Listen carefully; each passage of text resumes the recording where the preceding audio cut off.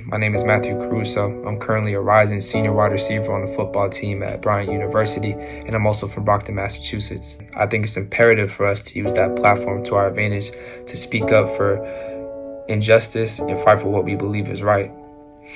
I know at times it can feel so overwhelming, especially right now where there's just so many different issues going on in our society that we don't even know where to start. A little bit about me and my approach. I try to start where I have the most influence, and I believe that's locally.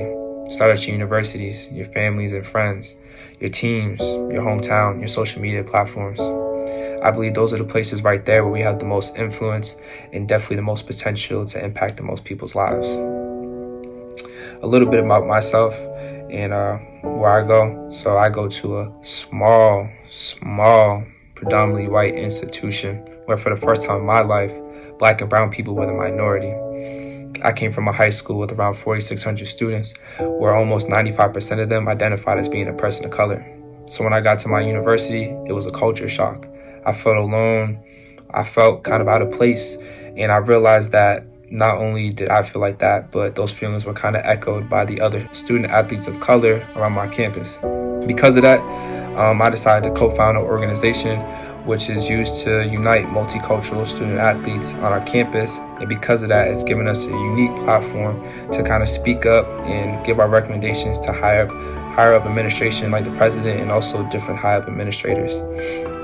Because of my institution's bad history with racially driven incidents on our campus, I took it as an opportunity for myself to speak up for all those oppressed on our campus and bring change to my university.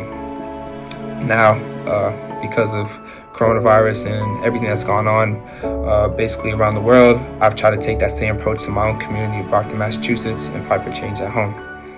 I know that there's just so many different ways to contribute, and I've done a bunch of them, and I know a lot of people have done a bunch too, whether it's donations, signing petitions, protesting, creating events and recommendations to basically bring change.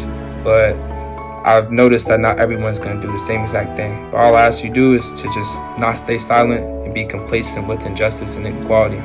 Do whatever you can to fight for all Black lives to matter, and make sure that you're the change that you wish to see, because the people who need to hear it right now are watching and listening to us.